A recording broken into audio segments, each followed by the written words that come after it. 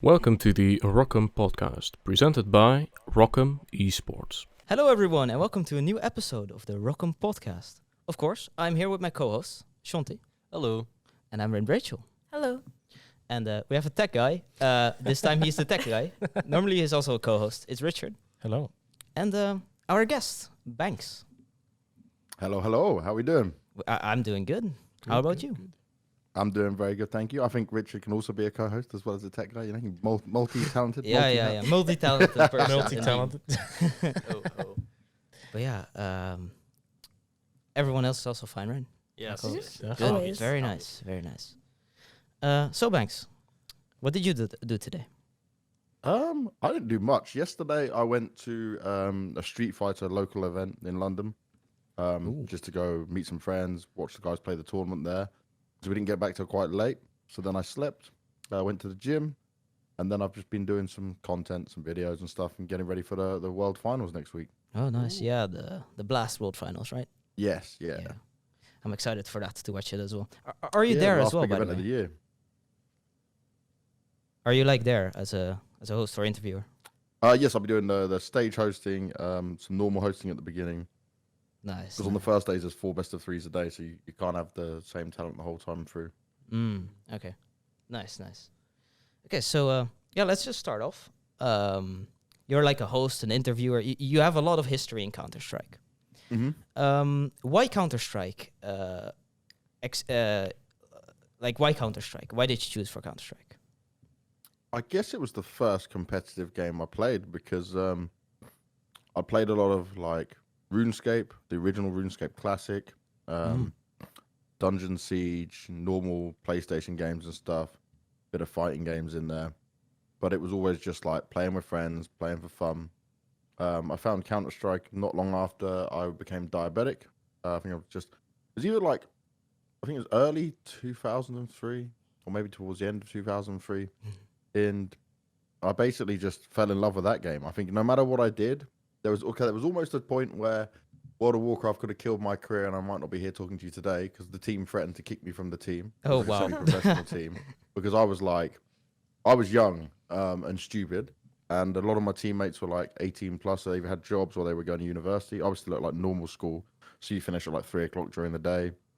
And what I used to do to keep myself on CS was I would just play some mixes, or I'd play deathmatch, and I'd be warmed up and on like fire by the time we're ready to play actual team practice. When WoW came out, oh my god, that game was a drug. That was amazing. That was like you'd never seen anything like it before. It was incredible. And I sunk so much time into that, like embarrassingly. If you guys remember, depending on your ages, there was a thing called Xfire that used to log game hours before Steam even logged game hours. And I went from having like 12, 15k hours in 1.6 to like WoW was catching up. Like every waking minute that I wasn't needed to play CS. Like I remember lying and missing practice sometimes, which it was just such a dick move. But I was like 14, 15. And I was just obsessed with WoW. I was grinding that game so hard. Yeah. Luckily, they gave me an ultimatum and they said like, they obviously caught me because they saw my hours with WoW going through the roof.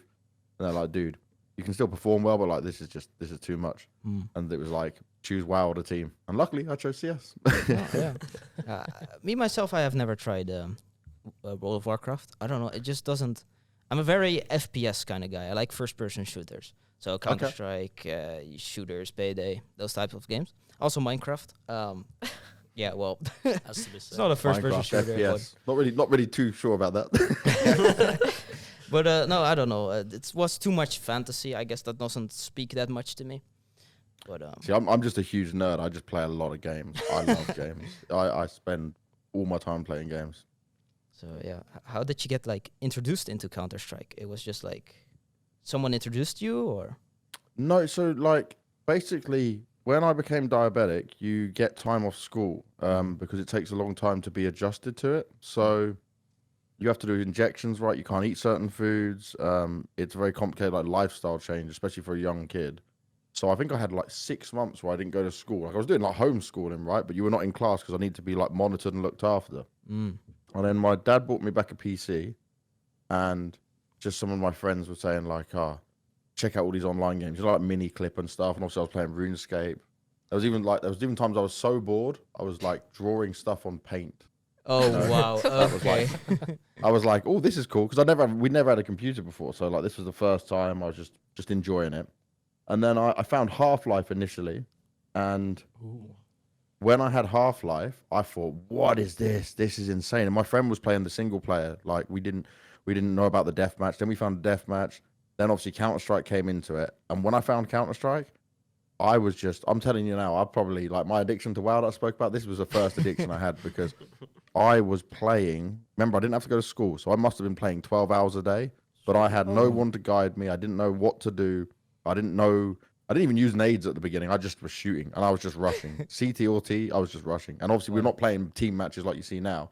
I'm just on random casual servers playing Aztec, Prodigy, all sorts of just fun maps like Rats and Simpsons and I'm just shooting. I'm just enjoying it. I'd never seen a game anything like it, and I just always wanted to be at the top of the scoreboard. Always, always, always. I was so hungry for it. So you have been playing since it was a mod. Yes, since it was a mod. Damn. That's kind of cool. Oh, dude, some people still see when we play games now, like I play with some Face It people, and they check my Steam ID. They're like, "Oh my god, you have a 5-digit." Back when I started, 5-digit was not like that. It was the 4 digits you wanted. If you had a 4-digit, then you were the god tier, the very first. But my Steam account was created on the very first day Steam was made. Like I was there at the beginning. Yeah, we searched up your Steam profile because we were. Oh, okay, you see. We saw the 19 years badge. We were like, whoa. Yeah, and we saw something more. Your name on Steam is like Banks, or like it's Snake, right? But yeah, so the reason for that is because I don't still consider myself like, oh, you're well known or famous. But I guess Counter-Strike's got to the point where even if I'm playing normal deathmatch games or just a bit of casual, someone might notice me. And I don't mind that. I'm not like, if I'm playing a matchmaking or Face It and they do it, that's fine. But sometimes I just want to play some like jump maps or some KZ or like just have some fun. And then when people like are constantly trying to ask you questions and stuff, I just want to zone out. So that's just my hiding name. Okay, I see. We kind of exposed that. Oops, I'm sorry. Well, to be fair, it's quite easy, right? Because my Steam ID is just /Banks as well. But I just change it around. Sometimes I play as my first ever nickname, Roo, which is from Winnie the Pooh, the little kangaroo, the baby one. Yeah. Yeah, that's a whole weird story. My sisters they're a lot older than me, and they dressed me up as Roo. So wow. You also used to commentate games, right, back in the day? Oh yeah, I'm a terrible commentator though. Oh. No, I think like I commentated Counter-Strike at the beginning because a lot of the people that came over to Counter-Strike were not normal Counter-Strike people, as in like Pansy came from Call of Duty. I was one of the first people she commentated with. You go back onto my YouTube, you see stuff from like 2011, 12 where we're commentating together. All from home, all online, basic webcams, using mics that were still on our headsets rather than like professional equipment we have now, you know? Yeah. So this is like going very old school on it. But I thought commentating was the fun thing to do, you know, and what I realized, I had a lot more success commentating in something like PUBG because of the way I talk and the way I sound, where you can be a bit slower than you get the hype, than Counter-Strike, which is a lot more fast paced, but you still have to be very articulate and a bit smarter with it. Like if you think of the best commentators we've ever had, when you think of like Assembler, or if you think of, I'd even say Machine now to a degree, and even looking at like Henry, Stadicus, these kind of Anders, like all these people we had, they are so good at building it that I think it was good how I slowly went out of being commentator, because that's so competitive. Like now, even look at like Hugo, Harry, Scrawny, Launders. These are like the next to blow, and they're so incredible. And I'm thinking I would have probably never got to that. I've tried to commentate like a CSGO game. We played ourselves once, and I thought like, just say what's going on in the game. But man, it is hard. It's actually hard to keep track of like everyone and be like, oh, this is happening. I stumble over my words. I say things like I mispronounce stuff, and I'm selfish as well when I'm commentating. Just because and this is what I think the best commentators are good at. Just because we think something's interesting doesn't mean that's the flow you should take for the state of the game or where you're going with it. So I was obviously very focused on what pros are doing. Like when I was back in the day when I used to have to observe and commentate, until you were doing it all yourself. There was no like dedicated observer. It was very much. I'm even sometimes flying around the map not following a player because I'm like, well, wait a sec, where are they setting up here? What's this going on? And that's fine, but it's not great for the broadcast, is it? It's not great for what you guys want to watch. But I was very much just following what I wanted to do. And I think maybe that's why I have a lot more success in interview. And I think I love being an interviewer. Stage hosting and interviewing, I think that's me. Like I found my role with it. Sometimes I can desk host, I don't mind it. It's okay. But like I think I can do it to a professional level, to a high level. But interviewing and stage hosting is where I excel. And because I still have a great relationship with players, I don't try and ask things that like put the focus on me. I focus on them. But I'm still a huge fan of the game that I believe I ask questions that hopefully most fans like. Yeah. I like your series Lunch With and then a pro player. Oh yeah, that's brilliant. I want to bring that back for a major coming up, but I don't know. Maybe PG will just have it directly for themselves. I love maybe for the Blast one we can do it again. I don't know. It's just this casual, that kind of casual conversation with like just a pro player.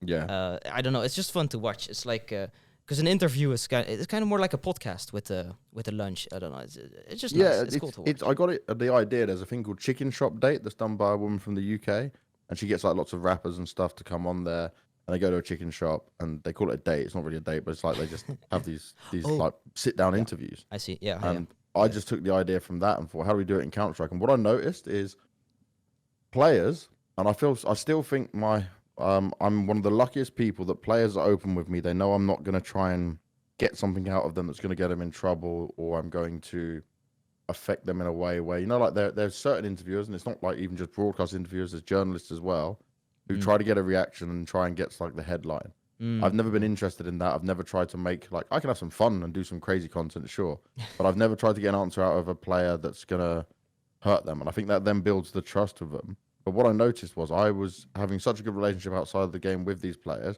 Some players just when a camera's on them, they break down a bit.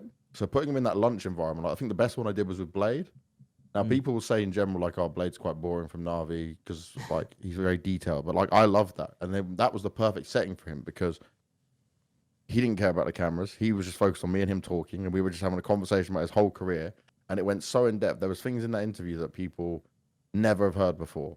And I feel great that I was able to get that out of him. Like, I feel like that's an achievement personally for me, to be able to bring that information to light. Yeah, it's I've yet to watch that whole one with Blade. Yeah, I think that was like nearly an hour and a half. Yeah, it was like 53 minutes or something. I was like, whoa. It's also interesting because you never see him in like an interview or anything. So it's like no, it's very rare. It's for the people that don't know, maybe it's the coach of Na'Vi. Yes. Okay. So. Yes. Yeah, I am very into Counter-Strike. Some people maybe a little... Like, there are a lot of students and stuff that listen to this podcast. They are cool. Sometimes from different games, or they play different games. So it's just like... They know Na'Vi, though, because Na'Vi has more teams than just Counter-Strike. Yeah. It's Na'Vi's a fully worldwide brand at this point, that's for sure. It did start in Counter-Strike, though. Oh, yes. I was there at the very beginning. I've been a fan since that point as well. I met them... 2011 in Korea, and just their hunger, their dedication, and what it was not even that they were doing, because this is before they were even doing that well in 1.6. They obviously had some success, but this was still like a back and forth between them, the Polish and the Danish teams that were fighting. Obviously, everyone knows the really famous Polish side of like Taz, Neo, Pasha, Cuban, Lord. Yeah, but like. The crazy thing was, I met these guys and we were at the bar in Korea and they were watching their Dota team win the first TI. Oh, wow. And I was sat there with Zero Gravity, who's the owner, then the players. And remember, most of the players at this point can't speak good English, like at all. Zero Gravity is pretty much doing everything in English for them. But I was watching that they had that same want and passion to win for their own people. And remember, this is another Ukrainian lineup, CIS teams. And for them to win the first ever $1 million TI, at that time was the biggest prize pool in esports history. I was like, these are my kind of people, because they truly wanted something better and a better life that it would give for people that they were close to. And even if they would play different games, it was their passion and for their countrymen. It was beautiful. Just for reference, in what year was this? 2011. Okay, so this is still when esports is like not that big of a thing. So yeah, we're like.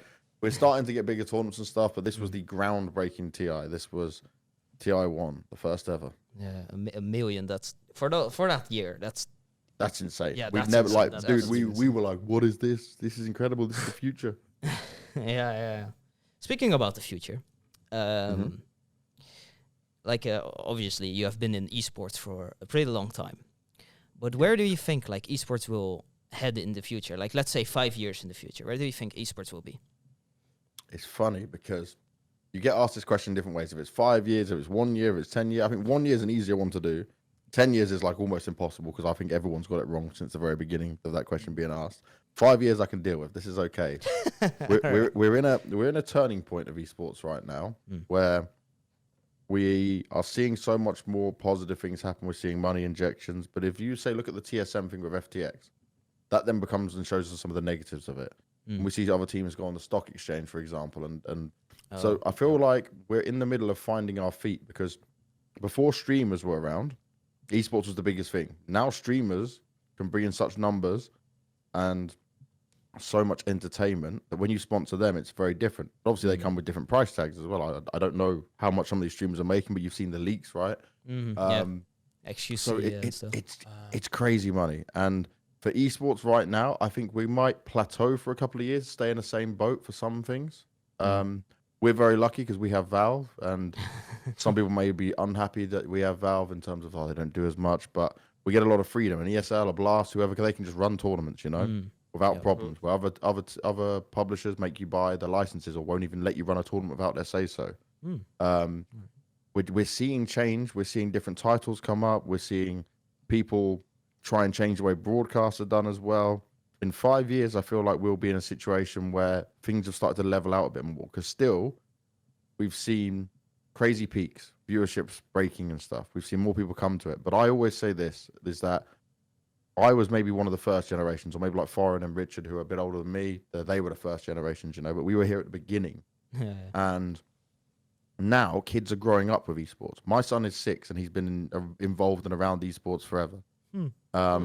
His friends know what I do. His friends maybe don't watch Counter-Strike. My son only gets to watch Counter-Strike because I work on it. But they are going to be the next generation where this is widely accepted. We at the beginning were the nerds, or we were the weirdos or whatever. Now it's become more normal. Now we've got rock stars and all this stuff. And from here on, I feel like it's going to become like normal viewing entertainment. Maybe TV goes on to more than just the Twitch streams and stuff. People always say, we don't need it. But if they want to put the money in, right, of a Sky or a Channel 4 or whatever, they want to say, I'm going to buy this. They've probably got the money to do so. And we're in a direction of positive growth, but we're going to hit some road bumps, I'm sure, as we always do. We have to look at how the marketing's done. We have to look at how to bring entertainment in different ways, because a broadcast is no longer just talking about the game. You have to have some entertainers in there. We look at what I think what Blast do best right now is that when we come to an arena, you have us, you have the normal broadcast, but inside the arena, you also have the show host. So I'm the stage host, but the show host is a guy called Archrom. He's absolutely amazing from Portugal. Me and him, when we step on a stage together, first of all, just like two brothers having fun, but we're doing like another show that you don't see on stream, to make sure everyone inside that arena is entertained. So there's 1v1s, there's things where he'll like pick people out in the crowd, or they have to kick a ball around, and like whichever it lands on one side, that team wins some points and does something else on an app, If you think of like American sports, very different to British sports for sure, but American sports is an entertainment product as well. That's why it sells so well. That's why it does so well. So I feel like that's the direction we're going. In terms of games, Counter-Strike will still be around for sure. Some games will go, some games will come. There's new fighting games coming out, like Tekken 8 we're going to hear about later today. And if this comes out afterwards, it's currently the 8th. Oh my God. I'm a massive Tekken fan, sorry. Oh, my man! I love you already. Let's go. Brilliant. Let's go. I play on a hitbox right now. I've been teaching myself on a hitbox. This is the next level game-changing madness I've ever seen. It's incredible. It's absolutely incredible. I love it so much. I used to play Tekken since I was a kid. Like on the PS2, I played Tekken 5. And, oh, hell yeah. We used to play against friends. Like, let's say there's a lost cookie, right? There's a lost cookie on the table. We play Tekken. That decides who gets the cookie. Dude, so there was a game I was covering on ESL, just on my personal stream. It was one of the Navi games, and I'm just watching it, and there was a massive tech delay when it was ESL Pro League. And during the tech delay, I just loaded up my emulator of Tekken 5, and we were just playing Tekken 5 for my chat, where they were telling me who to play, what we were doing. We're having some fun. I was just beating people up again. That's sick. That's sick. Yeah. Yeah, I love it. I absolutely love fighting games. Good to meet a fellow Tekken There fan. we go. Tekken 8 looks beautiful. Most people I meet, they're like, yeah, Mortal Kombat or Street Fighter. I think Mortal Kombat's like the one that everyone's played and been involved in because it gets so much hype around all the gore and the craziness. I think Tekken and I played Virtual Fighter 5 professionally, but Tekken and Virtual Fighter were more like the hardcore 3D fighters. Street Fighter is obviously the GOAT in terms of its legacy and what it has as a game. But I think like a lot of people who play Street Fighter then get turned off by it, where Mortal Kombat and the NRS games in general, they're a bit easier for normal people to kind of get to grips with. I see. Yeah. Do you ever think I derailed us. No, sorry. No, it's Tekken. It's, I get excited when I hear the game Tekken. Okay, let's try to re-reel, I guess. Do you think esports will ever be like on the same level as regular sports, like same numbers as like football or soccer? It'll be bigger. Yeah, it will be bigger. It will be bigger. Ooh, because Really? okay. Generations are changing. And the thing, like I said about the 5 years in the future, these kids now, like I'm lucky because I'm quite active myself. I tell my son he goes taekwondo now because I used to be a taekwondo fighter as well. But I can get him to do that. More kids still obviously play football than they play games. But even the kids I know with my son who go to football and they're in the football club, they also will play games. I sponsor a local football team just because my mate is the coach of it. And I provide their kits, all their uniforms, and it just has my logo on. But it's just done as like helping this team out. I see. Every single one of them plays games. Everyone. There's not Wow. one of them that told me they don't. Wow, It's actually insane. Okay. So when you think of it, more people, like there's going to be still the group of people who were not so sporty, were not so active, didn't do that stuff, and they played games. Now we're like, just as the years go, as age is going, as gaming is more normal, we are going to be bigger. I can't see it being any other way because everyone's tuning in for the World Cup right now, and I'm not the biggest football fan. I'm a Man United fan, but I don't watch every game of every team like some people used to in the past. But we are seeing a transition where I feel like even if you're not involved in esports or gaming, just because you like Counter-Strike and you saw it, you'd go probably, I'll probably watch that, It's the world final, it's a major or something, and they'll do it. Yeah. And I think like we give us 10 years, we'll be bigger than normal sports. Wow. Yeah. It's interesting. We have had a CEO of an esports organization, and he kind of says the same thing. Like in 10 years, it will be on the level or bigger than like soccer. I don't know, like. Because look at the numbers we get now. For like the last few majors have been over 1.1 million concurrent viewers on a major game. Yep. And that's only a small fraction. That's not including Chinese numbers as well. That's also And obviously that's a huge factor. But we are still in the infancy of it. Like, think of this: when you talk to Munacy from G2, used to be an RV Junior player, great kid, amazing talent. Oh yeah. He first played Counter-Strike when he was 5-6 years old. Yeah. Like my son first saw Counter-Strike, played Counter-Strike at 3 years old. Admittedly, he just held the mouse and I was doing the keyboard. But he's too little at that point. I had to like show him. We're getting there to him to understand it better. But it's becoming a normal thing. People's parents, it's not even people's brothers anymore showing him. It's their parents showing him. So we're on the right path, man. I love it. I absolutely love it. As long as there's a balance, you still need help. I'm a big advocate for health and fitness. And there was times where I've let myself go and not been as fit as I should have been because I was being lazy and I was just playing too much games. But that's also not good. Everything should be a balance. But we're moving in the right direction for sure. Nice. Yeah. About Monacy, I like when he joined the G2, I got to know him, like who he was. Yeah. It's like, hey, he's like 16 when he joined G2. And he was in Navi Junior when he was 14, so I was like, whoa. Dude, and the things he does, wow, it's it's like insane. insane. He loves the game so much as well. Like, I asked him what he did during the player break, and he goes, I went home for a bit, saw some friends, and played Counter-Strike, and I was like, my man, that's exactly it. That's the dedication of a pro. That's the dedication of someone young. And he's so fast as well. It's so his reaction speed, it's wow. Yeah, he doesn't like the nickname I keep calling him. He even laughs because when I announced him for the show match at Blast full finals, it was Simple, and then it was him next to him. They're on the same team, and I said, "Oh, the GOAT, the greatest of all time, Simple." And then I went on to say, the baby goat, Monasy, and he just starts laughing. He's like, "Stop calling me baby goat." His real nickname's Yellow Flash, but I'm calling him baby goat so that he'll be the next greatest of all time. And I'm coining this phrase going forward. He may not like it, but it might happen. So that kind of answers the question already. What is in your opinion the best Counter-Strike player so far? Oh, sorry, I skipped ahead. Yeah, no, I kind of answered that without doing it correctly. Yeah, for me, it's simple, without a doubt. Yes, I am very biased because he is one of my best friends as well. We have a close relationship, but even before that, this guy does things that no one should be doing. Like I always say to people, they're like, "Oh, I watch a simple demo." Why are you doing that? You can't do what he does. He does things that you should, like, if you're teaching someone Counter-Strike, you show them device, yeah? You show them an Elige. You show them, like, the stable players. You don't get someone to try and be as simple because he takes risks based on feeling and his thought and his feeling for the game, you know, like what it's like on the server, what he's learning from the players he's playing against. Normal people can't do the shit he does. Like, I'm sometimes sat there going, how? Why? Like, don't do, like, any other player, I'd be screaming at the TV saying, don't go make that move. But he'll do it, and he'll no-scope someone, and he'll jump up and get him, and I'm going, this is just unacceptable. This is just not normal. Why is this allowed? And I guess it's the same as, like, if you look at a Pele, if you look at a Ronaldo, Messi, you know, that kind of thing. It's the same. They do stuff that other players can't do, and you definitely shouldn't try to be them. So, yeah, he's simple, the great one in the name, one in the game. All that good stuff. Like jumping down from heaven on cash and no scoping. Oh, yeah, people. Exactly. Like, one of the greatest players of a major ever. Yeah.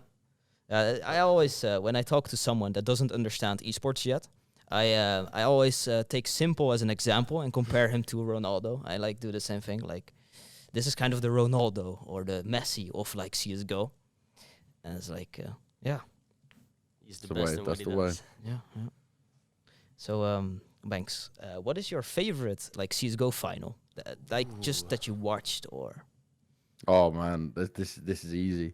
It's not the greatest final in terms of like.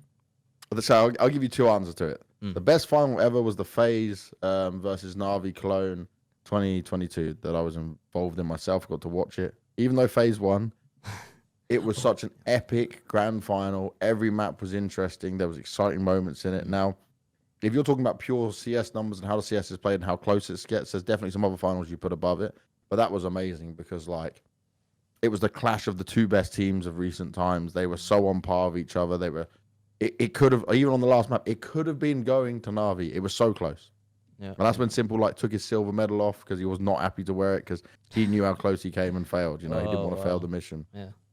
But the best one ever for me is obviously the Stockholm Major, the first major Na'Vi ever win. When I have watched Na'Vi suffer, be in finals, lose so many tournaments, have Simple and think, yeah, we've got Simple, we're going to win everything. And it didn't happen. We had to wait and wait and wait. I've gone through pain. You ask any of the other talent that sit with me in the green room, I have shouted and screamed and cried in front of that TV watching Na'Vi games and just had to sit there and be like, this is terrible. We're not winning again. And then to finally, like, I'm working that major. I do the interview. I'm on the I was front row. There was an epic picture a Reddit user took. Because basically, when it's games like I enjoy, I'm gonna sit in the crowd, and I sat in this poor geezer's chair. Like, obviously people are paid for their seats, and it was just an empty seat. So I sat down for a bit. I was watching. He came in. He was like, "Oh no, you can have my seat." I was like, "No, dude. Like, I can have a seat anyway. You sit down in your place. Sit down with your friends." But then I stood in the middle because it was getting towards the end of Ancient, and I'm sat there looking up at the screen, and I'm just like in the middle of the crowd watching, and I can't like. There is talent that I know disagree and dislike my love and showing my love for Na'Vi, but some of the, like, most of the players are my friends anyway. But obviously I'm very close with Simple. Like I mentioned, it's a different relationship. But I don't think there's anything wrong with cheering for teams you like or people you support. Maniac, one of the best, well, probably is the best analyst in CSGO right now. He's a big Vitality fan. He's obviously used to play with Apex and stuff, and he's always cheering for them. I do it for my boys on Na'Vi, but I was watching that and they were taking pictures of me cheering, and it was an iconic photo of me just stood there with the crowd around me, and I know when he took that photo, I know what was going through my head. I was thinking, oh my god, we're actually going to do it. Like, we're going to win the major. It's going to happen. This was also the major you got Simple's mouse, right? He gifted it. Yeah. This was the weirdest thing because it was a great major for me. That it was obviously a terrible one with what happened in my personal life, with what happened to my fiance, and then it was also amazing because my team wins, and like that was just a roller coaster, man. Some of that's just like blurry, like I don't remember it. But yeah, Simple gave me his mouse because I don't know. I never asked for it. Like literally, this is the thing. Some people are like, oh, I bet you asked for it. I bet you tell. And I never said anything to him. He won the major. There's a picture of us where we're holding. So before it cut to us on camera, because remember the broadcast is going to cue in my ear and say when we're going live. I'm obviously so excited for them to win. Me and Simple hugged each other and we're jumping up and down and we're spinning in circles. Oh wow. And then like after we've done the interview and everything, he's unplugging his gear. He's giving pieces of other stuff away to different people, and he just comes past me and he gives me his mouse, and I'm like, oh my god, I've got the goat's mouse. The goat that just won the major, and I've got the mouse. Like I didn't. It was so kind of him. I love it. I cherish this. I've never used it. I will never play with it. It's gonna sit in a box forever. People have offered me money for it. I will never sell it. Yeah. Kind of curious how much money has been offered for it. If So this is a weird story. There was a legitimate offer from a Chinese fan for $5,000. Yeah. Okay.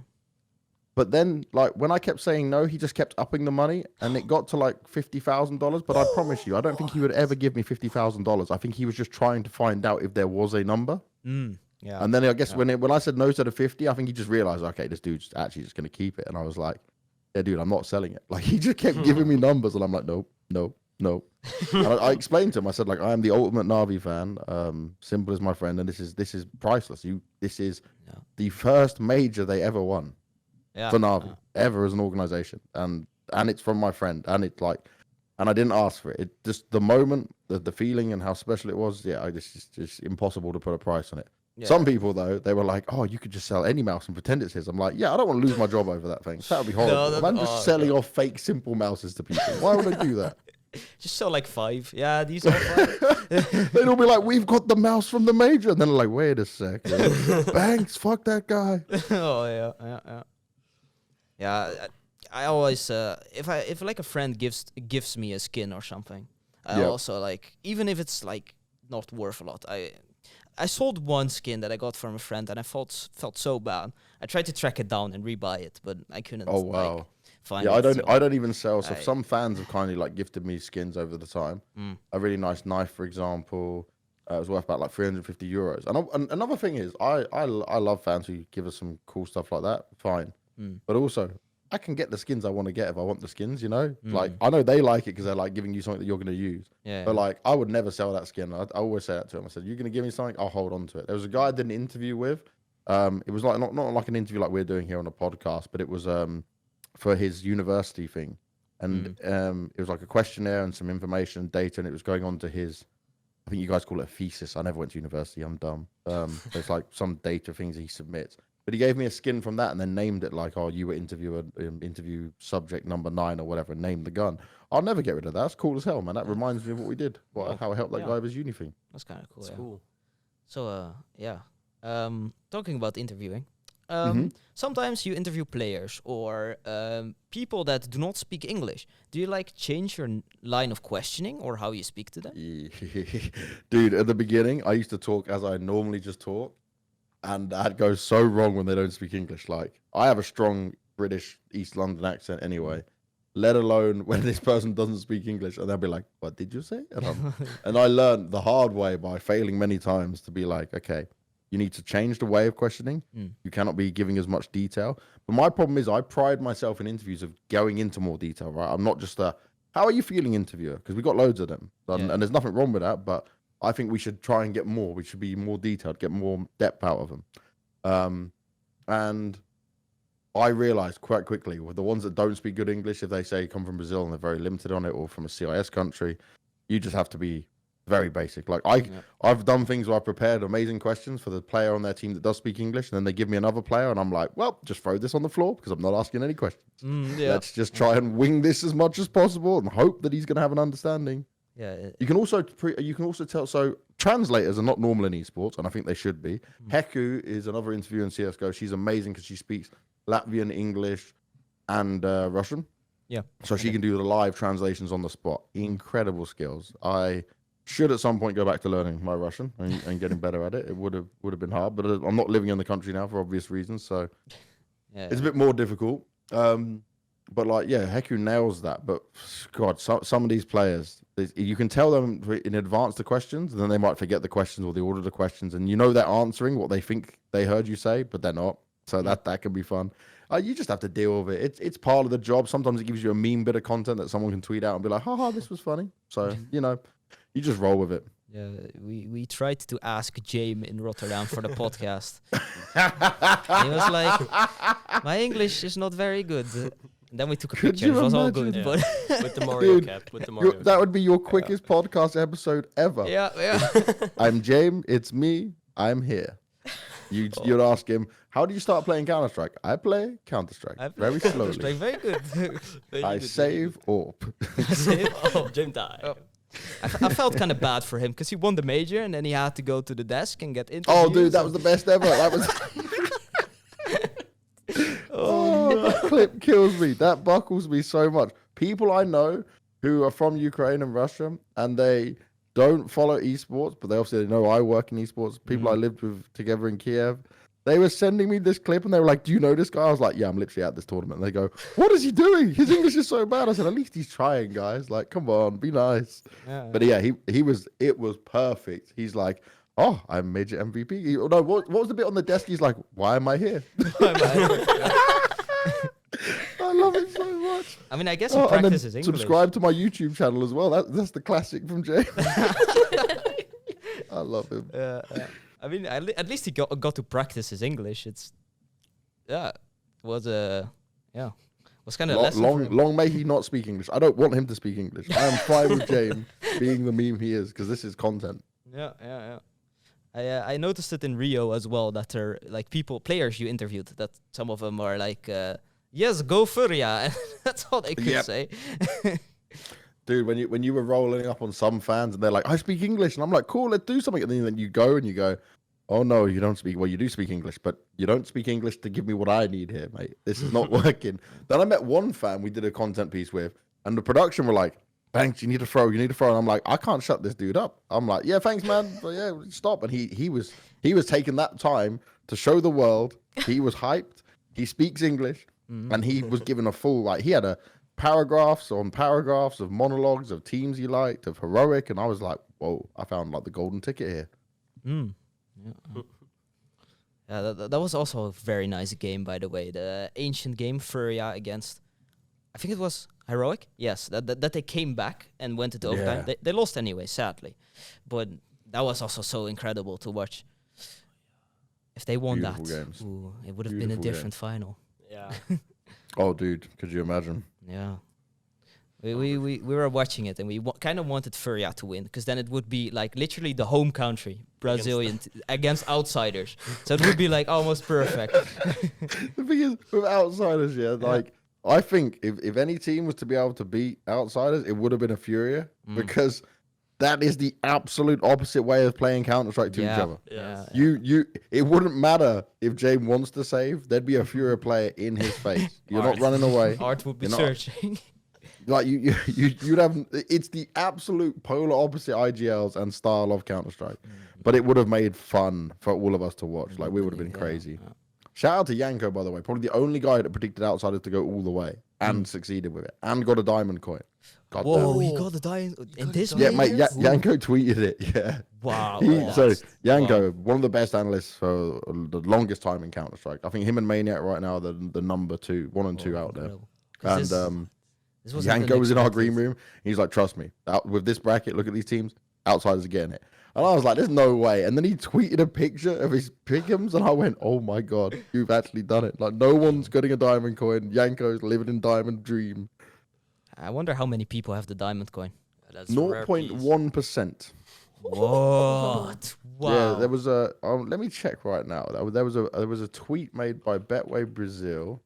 Let me have a look. Yeah, I was watching it and I was looking and I had to translate it, obviously because it's in Portuguese, but it was like some crazy. Here we go. So, translate to English. The most unpredictable major ever, according to research carried out with 21K. I don't know what 21K is. Maybe some data website. Accounts in the IEM Rio Major, only 0.1% of the users have reached Diamond Coin. Wow. What the hell? I think that's the worst. And then also for other majors, Antwerp 11%, Stockholm 57%. Thank you, Navi. Starladder Berlin 8%, IM Katowice 40%.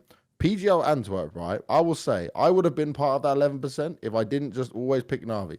If I picked that FaZe were going to win, and I knew what was going on inside the team with Boomich and what was happening, I should have just picked FaZe. But my own love for Navi, I even predicted Navi to win this major that just happened as well. I put them all the way through. So my pick'ems were ruined. I got no gold. I think I got a silver coin this time. Sad time. We got gold at least. Oh, lucky you! Wait, you got gold as well? Yeah, I got gold as well. Oh, I thought you had silver. Because I had what did I have right? You had Furia, right? I had Furia right, and I had the one above that. What was that again? Heroic. I had Heroic right, and you had. I think you didn't have Heroic. No, I had Furia. I had the Challenger stage right. I had the Legend stage right, and I had one. I think I got. Oh no, I only got Furia right in the first bracket. I guess. I will just say I got B&E right with 3-0. No one expected that 3-0 on the Challenger stage. Yeah. I did also put in 3-0 for Legends, and that didn't really work out, but we did eliminate FaZe. So there's a win there somewhere. Speaking about Bad News Eagles, you manage Bad News Eagles. Yes. It's an interesting one, right? Because I've tried to make this as clear as possible. I'm not a manager. I don't know. I don't know how to manage. I just try, but they didn't have anyone. They had some offers back in Antwerp, where teams were trying to get them to sign within 24 hours a contract that can't even be checked in 24 hours and basically scam them. I did the lunch with Banks with Rigon. He told me this stuff off camera. I said, so let me come sit with you guys. Let's see, like, I can maybe help look over this. And basically, I just told him, you're at the major, you need to focus on the games, right? You shouldn't have to do all this extra stuff. So I said, if you want me to, I'll help out. I didn't get paid. I still don't get paid. I do everything for free. I just help them out. I'm doing the best I can. I know, like, Stunner, when he did the interview with Rigon, he, like, made some fun of, like, well, what does Banks do for you? It's like, I do the best I can do because I have a full-time job to make my money for myself and for my family. But it's better than them having someone who's just going to rip them off or treat them badly because they are still young guys trying to live out the dream. So we're making progress. Things are happening. Hopefully we'll have an org for it soon. But it's a very interesting story. And like I always say, like if you look at all my tweets around Bad News Eagles, is whenever they've done well, whenever they've had success, I'm like, this has nothing to do with me. Like I take meetings, I talk to teams, I talk to sponsors, and I help with booking things and doing some basic stuff like that. Everything else, like the team organizes their own boot camp because I don't have the money to pay for their boot camp. They sort their own practice schedule and stuff out because I have to be on the events, right? Yeah. For example, they were going to one event while I was working a Blast event. There's obviously nothing I can do. I have my main job and they understand it, but it's working out quite well for them at the moment. And hopefully when they have an org, then someone else can take over and do it all properly. Yeah, because I didn't know at first, but I like looked on Liquipedia and it just full on say manager Bad News Eagles, and I was like, wait. That's the problem. It just says manager. It doesn't give context. Like I don't even have it in my Twitter bio because I'm like, I don't want people to think that like I'm like, for example, there are people who are actual full-time managers who like Jerome Nyack, who was on G2. That's a proper manager. He's done that for years. I'm just like a friend of the guys helping out and making sure they don't get scammed. Yeah. That should be my title. Yeah. Yeah, it's kind of cool as well because Bad News Eagles is not an organization. There are not a lot of top tier teams that are like not an organization. It's like just a team that's doing really well and ended up in the HLTV top 30. It's kind of incredible. It's an insane story. It's a beautiful story, and that's why we love Counter-Strike. And that's, yes, you've got your blasts and your ESLs, and there's very limited way to get into their circuit and get the points you need, but it is possible. And I think that's what B&E's proving. Everyone thought after the first major, you'll never go back to another major. Yeah, we went back to another major. We did even better at the next major. Like, we did well. We are continuing to have success. The crazy thing for us is we go back to online, and we're pretty rough because LAN, we are fired up and ready. These are LAN players. This is how it works in Kosovo and Albania. Like they still have these little, like, for example, Synopsy, our in-game leader. Before, until like not too long ago, he was playing from LAN centers most of the time with people smoking around him, shouting and screaming in their own games and stuff, you know? Like, and he's just in that environment still thriving. So these guys, they're ready for everything. We had it where we at this major, some of our bags didn't get there. We didn't have jerseys. One of the players lost his mouse, and like they don't care. They never use that as an excuse. You never hear them say this on an interview. They just run forward with it and they do the best they can. They make it work. Wow, that's kind of incredible. It would be insane if they managed to win a major. That would be like, dude, you could make a movie out of that. It's exactly that. It's a Netflix. That's one thing. I'll be involved in that. I'll help get the Netflix deal. Netflix Albania, if you exist, I don't even know. Hit me up. Let's go. That will be kind of cool. Not gonna lie. A CSGO like movie or series. Yeah, that'd be dope. Like, it makes me think of what's it called, the chess series. Chess. Queen's Gambit. Queen's Gambit. Oh. But then Was that CSGO real life, version. though? That didn't happen in real life. Oh, okay. I was about to say, I've watched that. If that happened in real But life, like, that's wild. something like that, but then for CSGO. Okay, yeah, would be I'm with you. interesting. I'm with you. Yeah. I can write something. I could definitely come up with some wild ideas. If you let me go, like, it could be, you know, when they say it's based on a true story and they go and make it Hollywood, I could definitely do that. Yeah.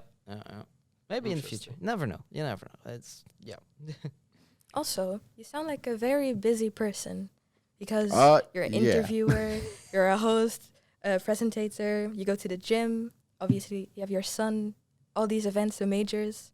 Doesn't that get overwhelming? I am very busy. I don't have a lot of time, but that's now like in the past, I used to balance it really well. But at the moment, I hate being at home. I hate being alone. I hate not working. I hate the quietness. I just about managed to enjoy like watching some TV on my own because obviously when the things happened in my personal life and you lose the person you love, there's no one to really tell you how to deal with that. And then my son is from another relationship I had before, and me and his mum, we work really well together, but obviously that means my son doesn't live with me. You can't when you have a job like mine anyway. Yeah. So like when I'm not at events, I come home to an empty home, an empty house. I just have a TV. So like for example, I've been 5 weeks on the road, 1 week in Andorra when I'm trying to just like sort some moving stuff out, and then I'm back here in London for a week, and I have tried to do something where I'm just not like every day I wake up, I get out of the house, I either play games, so I'm talking to other people, I'm on podcasts like this, I'm filming some content. I don't want to stop because I don't want to deal with what I'm dealing with. It's a coping mechanism for me because like some people when the thing happened at the Stockholm Major and she passed away, some people were like, oh, it probably didn't even happen because look, he's just gone back to work. But if anyone was there at the very end, I basically, after all the fans had got, well, not all the fans were still in the arena, but like after Navi had done their pictures, I was signing some autographs and stuff, but I just laid on the floor and there's a picture from PGR where there's some guy took it from the crowd, I'm guessing. And I'm just laying on the floor in the confetti and I had nothing in me. That's when all the sadness came in, all the understanding of like, I've been able to block it out because I was just focusing on the game, focusing on my job. And it was horrible. And that's when I knew. I was like, okay, I need to get as many events as possible. Like I've worked so much this year, and I'm very happy for it. I'm very lucky to have these opportunities. But like, I even did the Elisa event. I went to do that, which is like not considered a top tier event. I'll do any event, like anything that I can get put into. If it's keeping me busy, I'll do it. Fnatic won that one. Let's go. Oh, Dutch player in that very team. good. Let's go. Even with Pepsol. Let's go. Oh yeah, he rushed with the P90 through the smoke. Let's go. Amazing. Yeah, I'm a big fan of Fasher because it's a Dutch player. You actually got someone. Finally, Yes. after Chris J, you needed another one. I needed another one. Yes. Very interesting So sad binds he about has as well. Oh, dude, I could never play with that. That's No, crazy thing. I tried it. It's Period. wow. Yeah, don't try that. And Messi as well. There are two players in that team with crazy binds. Inverted mouse. Yeah. Still amazing though. So Banks, what was your favorite tournament as a whole, as a host? I think it would be Stockholm 2021 because Navi won. But maybe like the tournament itself was like more crazy in another year when things were closer to each I other. feel like you're right that Stockholm would technically be it, but it was such an obvious major that Navi were going to win. It takes you back to the major when Astralis were just winning everything, you know. Like, there were some good games, but in general, they were not tested, you know. Yeah. So I'd say probably Probably the Rio Major was super fun to work because I've never signed so many autographs. I've never seen so many friendly, happy people in one place. Like that was just, it was crazy. I felt in my element. And obviously, just even the games we saw, nothing made sense. Everything was thrown out the window. There's one point where I just took my note card and threw it on the floor because statistics just didn't matter. Everything was going upside down. We were living in Stranger Things, you know, and it for that makes it more fun, I guess, for me. So yeah, but Stockholm and Rio, and then Cologne this year as well, because it's my first ever time working Cologne, and that was always a dream of mine. Okay, so we're gonna see you there, I guess. Hopefully, I get to next do year Cologne we're gonna go to Cologne. And Yes. Katowice as well. Nice. So Are you gonna be there?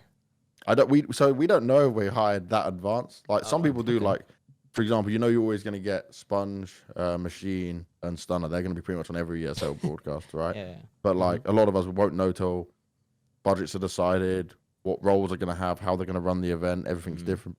I see. Okay. Yeah. I hope to see you there though. Yeah. Well, hopefully, I did a good enough job last time that ESL want me back. That's for sure.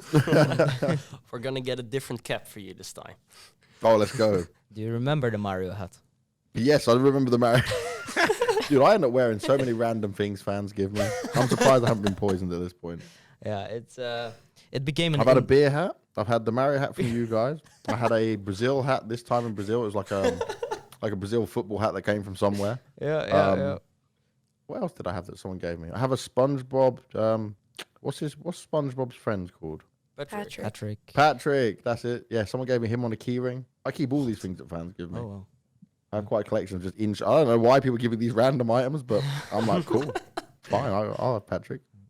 Yeah, it became kind of an inside joke. If you wore the Mario hat, you're a CSGO pro. Because Oh, nice. James had it I on. should have kept it. James. There we go. I have a picture So- with James with a Mario hat. You're taking James' skill and putting it into the hat and passing it on to other people. Yeah. Dia had it on and Vald had it on. So far. Oh, nice. So Nice, far. You've done well. Our Rotterdam. More to come. Bring on Cologne. Yes. Yes. We'll bring the Mario hat everywhere. Let's go. So, yeah, okay. All right, so another Counter-Strike question. What, in your opinion, is the best Counter-Strike map? So not specifically CSGO, just Counter-Strike. Train. Train? It was my favorite map in 1.6. Used to be able to hide under the trains. I was an absolute monster. It was a very CT-sided map. It was like, if you got 2 or 3, like if you win pistol on train back then, as T side, you're probably winning the game because it was so easy to get CT rounds. You could hide in the most weird spots. They had fun wall bangs. It was very dark in certain locations. So if you had a good monitor, you'd have a significant advantage over people who didn't have a good monitor. I was an AWPer as well, dude. Train 1.6 is goated, and they messed it all up in source even further, and then in Go it became terrible. And then they removed it, which I even liked. I liked Go Train. It was still a favorite map of mine. Some of my best clips from this game is on Train. And then they took that away from me as well. So Valve, bring back Train. Best map ever. Should have never gone. I don't agree with you on this one. I do not like Train. Oh God. It's because it's... You're probably someone that enjoys Vertigo though. No. Okay, that's good. Okay, you're not saying that. I like the newer maps. I like Ancient a lot. I like Ancient. The best new map come out of any time is Anubis. Anubis is I also like sick. Anubis a lot. Yes. So good, bro. Anubis enjoyer. I am so happy with Anubis. It is okay. I wish they didn't remove Dust 2 because I'm a bit of a Dust 2 like. That's my jam. That's my map. I feel comfortable on it. It's very just familiar and I love it. But Anubis, oh my God, Valve, pat yourselves on the back. Whoever made that map, you deserve a medal. This is going to be so fun to see this played at World Final. I've been trying to play a lot of Anubis, but like, dude, it's a geek map, you know? If you look on Sponge's Twitter, he's got so many clips and smokes and lineups and stuff he's putting out. Oh, it's So it's gonna beautiful. be played. Oh, I'm gonna watch The that. thing I'm scared to see, because Anubis is very new. There are probably very strange things that can still happen, like exploits and Oh, dude. stuff. Oh God. someone's gonna fall through somewhere and then just never come back in the abyss. just enters a different map. That'd be hilarious. I wouldn't want to see that happen in a pro game, but it always happens. You know, you get some weird things. Yeah, Like the first time we ever saw someone fall off Vertigo on a pro game when he was trying to like stand on the side, that was hilarious as well. yeah. the show match on Anubis was already fun. That was like, Oh, kind dude, of, that was yeah. one of the best show matches of all time. they got smoked in real life. Mate, when I'm watching Simple's face and I'm like, no, they're just laughing. They were complete. You cannot see through that, by the way. How thick that looked on camera. I've been in that booth. Oh my god, you're not. You got to do your kinder style, like put your face close to the monitor. Yeah. I was actually like laughing when that happened. It's just incredible. And then we got Benner, the footballer that came as well, famous Danish footballer. Yeah. Gave No him way. 6 men and they still lost. Yeah, the 6 man. Simple 1v6. Ooh. Yeah. That wasn't- When I first heard the term simple 1v6, I was like, It's like, did he what kill? is this? Did he kill a teammate or did he kill a something? teammate? I was like, oh, no. Teammate through someone else. Yeah, just go. Why not?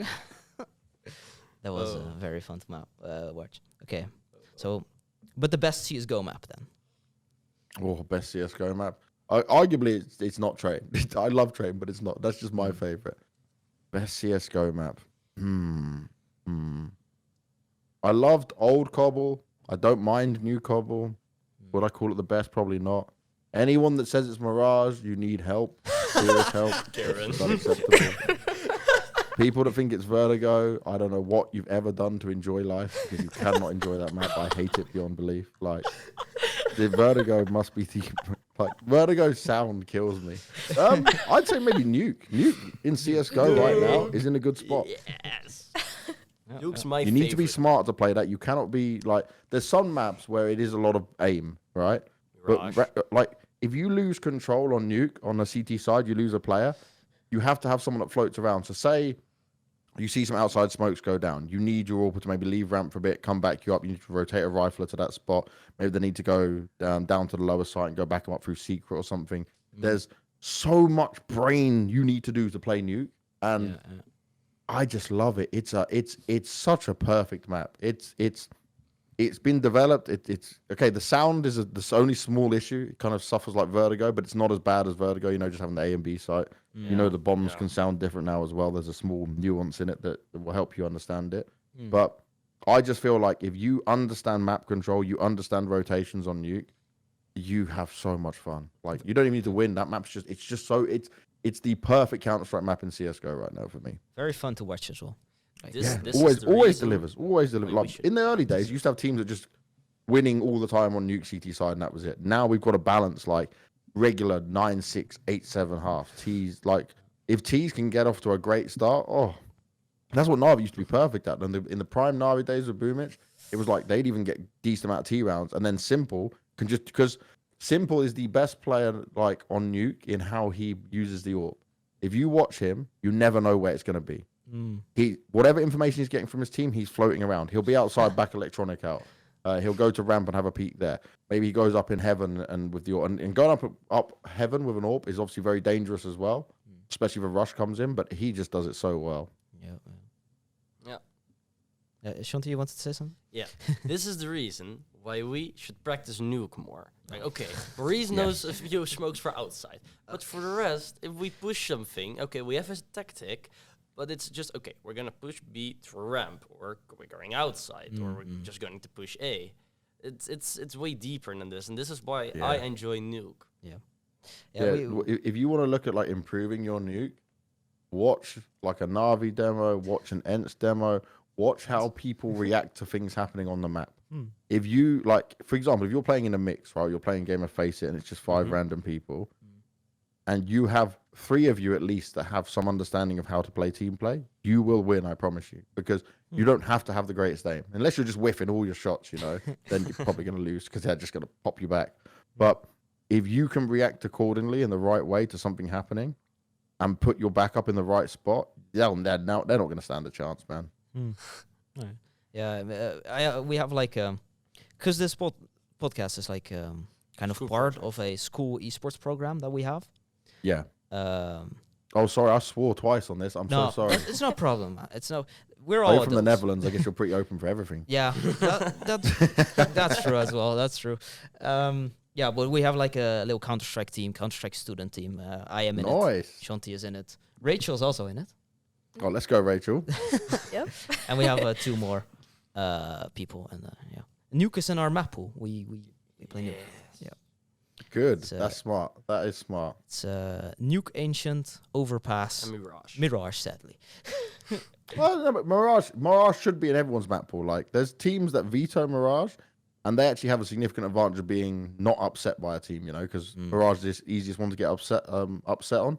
Yeah. Like Bad News Eagles beating FaZe on it when FaZe were up. Like, what we did there was incredible. But we are a Mirage puggy team in that sense, right? It fits us perfectly. But Mirage is still a map that you can have fun and play on. I just feel like, for me, I'm not against the map. It's not because it's been there for ages. It's just a map where anyone can win at any time. It's more about the individuals than it is about what I like on the tactical side or the more detailed side. For a pug game, if me and my friends are playing, cool. Put me in Mirage. Let's go. Yeah. Put me on Dust 2. But I mean, if we're playing with, say, like a caster stat like me, Hugo. By the way, Hugo and Harry, incredible gamers. Like, if you go look at some of Harry's clips, and I'm just like, I need this guy on my team always. Not the best communicator for sure, considering he's a commentator. Using the mic button, he's more focused on just killing, but he does kill very well. Oh, interesting. Oh. Okay. Yeah, I like Mirage, but indeed what you say, it's like there's less. I mean, there's still team play, of course, but there's indeed more individual like stuff going on Mirage compared to other maps. I like the team play, the insane plays and stuff, the smokes, the lineups. Yes, I like the I think the thing as well with Mirage is if you have a player you can just leave on a B bomb site, on A bomb site, you can afford the rotations without being massively punished. Yeah. So you can leave just one person in the site or holding a certain area, a couple of people. Like if you did that on Nuke, you're probably going to lose the round, you know, because you've not done it correctly. But on a Mirage, it does lend itself to a player being like, he could be coming through apartments and find success and completely win the map for you. But then someone could be like, you know, sitting in sandwich, doesn't get checked, and then he upsets it all, and you can still rotate fast enough over to help this. Obviously, it's very specific what I'm talking about, but there's just a lot of things in Mirage that lend itself to become a more exciting map and can be fun in that way. But it's just not so like brainy that I love, and I love the brainy maps. Because I don't have a brain in anything else other than Counter-Strike. That's just to be clear. That is the one thing people can say. Yeah. So back in the day, you used to help a female esports team, right? Yes, yeah. It was only very briefly. I wasn't like a manager, I guess, because we didn't really have managers back then. But you know Giuliano, Zaz? yes. So they were basically doing an organization. There's something to do with Rockstar, the energy drink at the time. And they won an event in Sweden. But I basically sponsored them under my brand, sent them to the event, paid for it under Definitive Esports at the time. And they won it. They got the sponsorship from Rockstar. We negotiated things to make sure that they... Because I remember Rockstar or someone who was involved in it wanted them to wear like very degrading items of clothing. Not like they're showing anything, you know, that's unacceptable. But it was like very much like you are a woman's team. And the one thing I knew about these girls, they were not just a woman's team. They were competitive. They wanted to fight. So we agreed and got them like normal, proper team jerseys, you know, and that was a big win. And that was I was really happy with that. That was a very short amount of time I helped with, but I was proud to do something good to help them. And then from there, if you remember, they did all these Samsung like female tournaments in Denmark. Oh, what was the name of the? I'm so sorry, this is so bad. What was the name of the event? Not sure. Copenhagen Games. Why could I not remember that? I was thinking Slap DK, like the very old events. But no, it was Copenhagen Games, and it got to the point where Samsung, who sponsored the event, were telling the organizers they should hire me. So I was getting moved from the main broadcast to the female broadcast because I was taking it seriously. There was sadly some commentators, and they're not to be named because it was just a sad thing that they were not taking it as seriously as they would when they were commentating the male stuff. And admittedly, there was maybe not as high level players you're seeing in the very tier 1 teams at times, but they still deserved to be treated with respect and to be spoke about as female commentators. I ended up working Intel Challenge as well for ESL, and I just I prided myself on seeing it as still the best Counter-Strike you can witness between the female teams, you know, and I wanted to be looking at it in a very positive way. Sadly, it did end up to a bit of a shit thing where I won an award and then got called out by, I don't know, feminist movements and BBC, and everyone lost their minds. So, yeah, that's an interesting story as well, because no, dude, I called it the dark BBC time. the BBC mixed tweet. Yeah. I'm gonna swear again. I'm sorry. Fuck the BBC. I hate them so much. They never apologise. They sent hundreds of thousands of people attacking me and threatening me, and they never even took the article down, and it's still there, and it's just disgusting behaviour. Yeah. They completely. You took it cannot out of trust context. BBC journalists in esports. I know OJ Borg works them on the radio, and I love OJ, but every journalist I've dealt with and seen at esports events from BBC, they've taken the piss with players. They've been disrespectful. They're rude. They're arrogant. And maybe if you hired someone from esports and just send whichever journalist you have over there, but I will never talk to them. I will never I would happily sit down in a room and have a discussion why I feel this way. But I know Richard Lewis has got strong opinions on him. I know other people have got strong opinions on him. I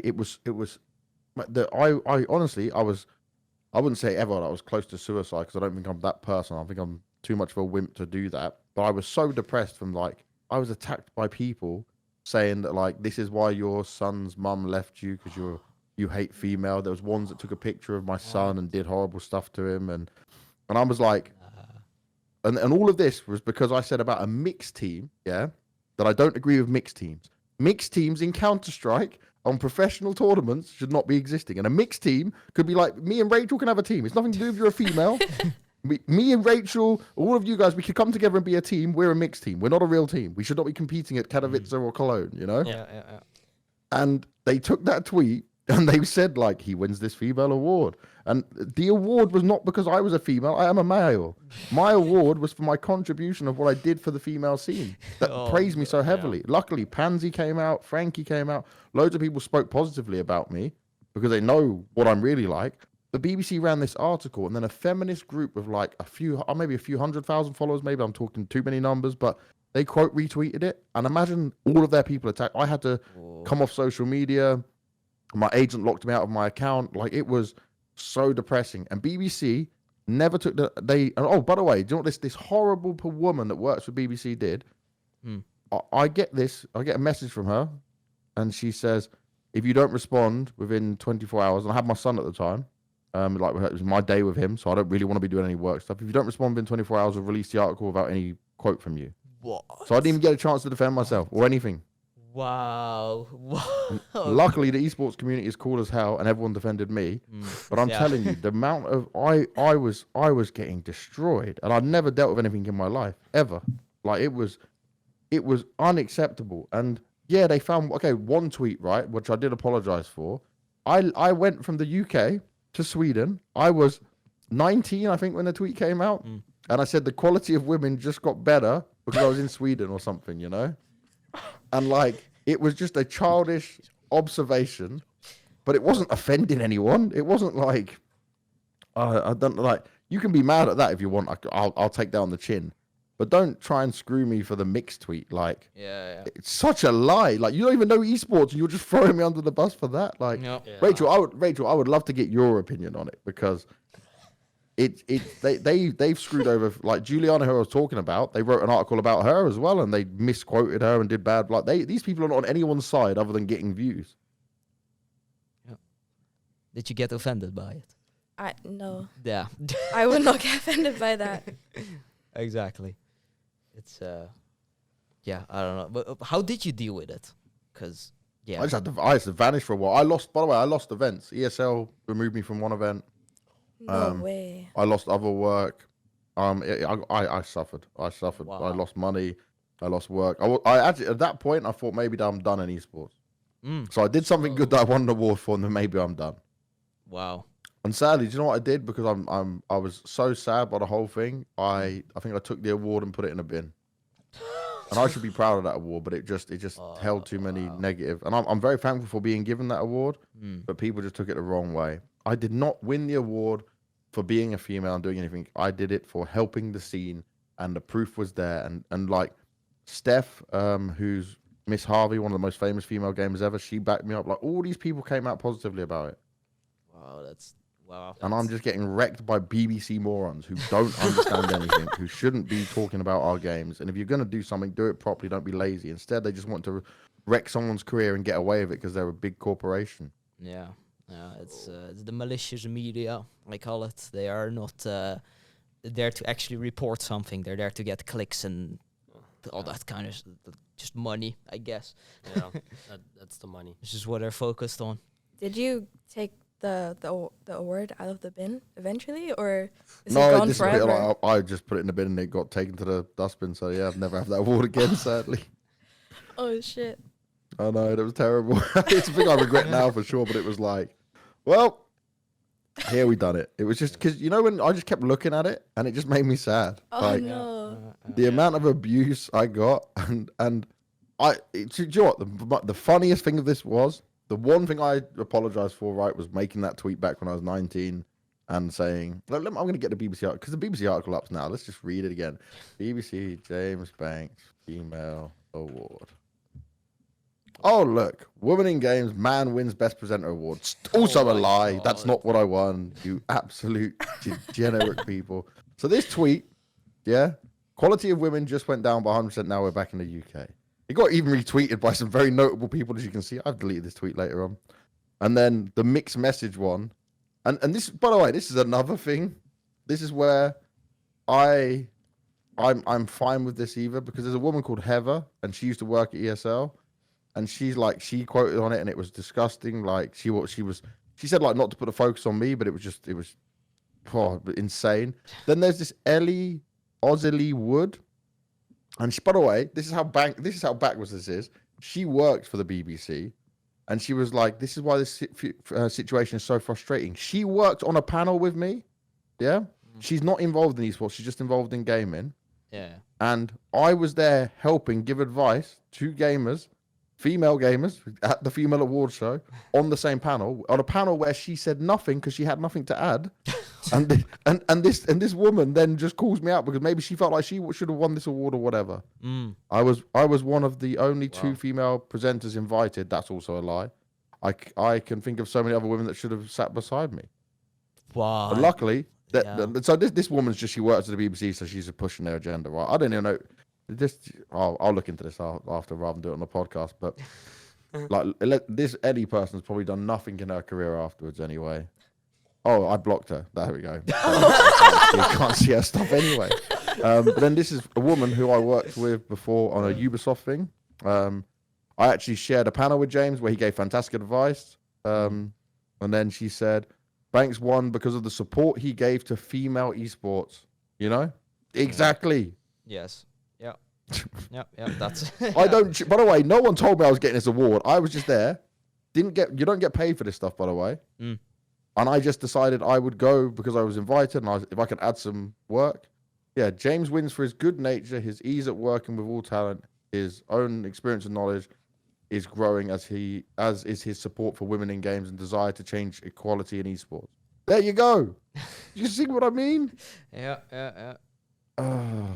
Yeah, it's yeah. Okay, and enough negativity. I heard you say something. Sorry, guys. I heard you say something about Ubisoft. Tell us about it. Oh, so Ubisoft was really cool. I did an event where we were working on a car game that was coming out, but it was like the first open world car game. And I'd never been to the Ubisoft studios. I've been to a few different studios. Ubisoft, in terms of France, is huge. This is like Rayman's made there. Oh my God, it was just one of those experiences where it wasn't just esports, but it wasn't really esports at all.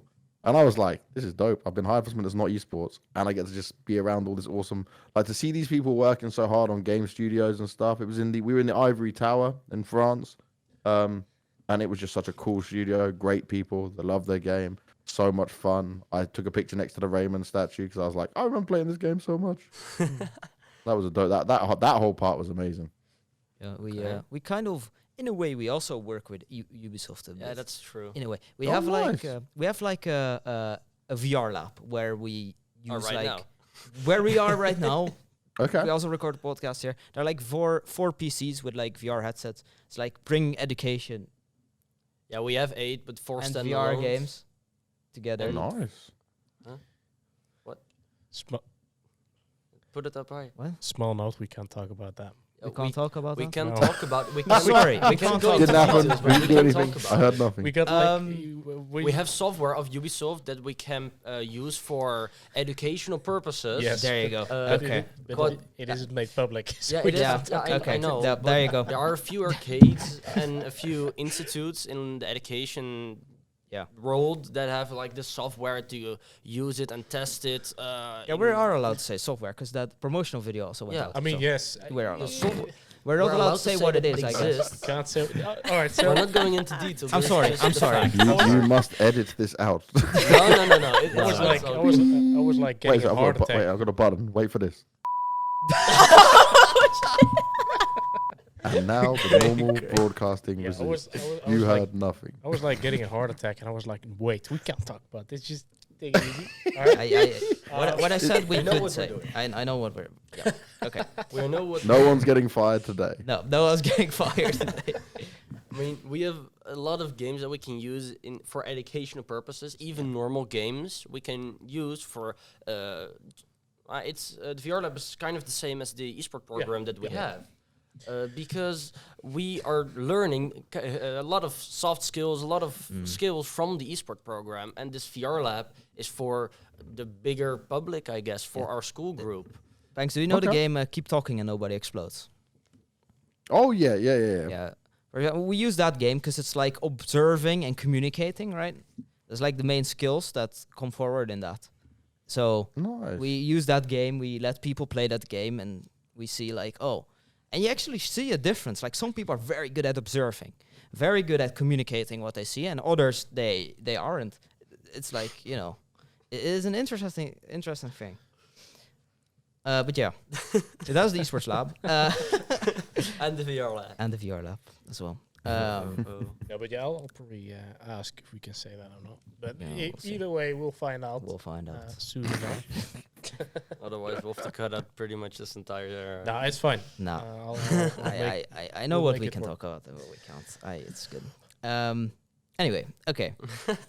So, you also had this UNIKRN job, which was a gambling site. Oh yeah. Oh, yeah. We go through all the past. Yep. Yeah.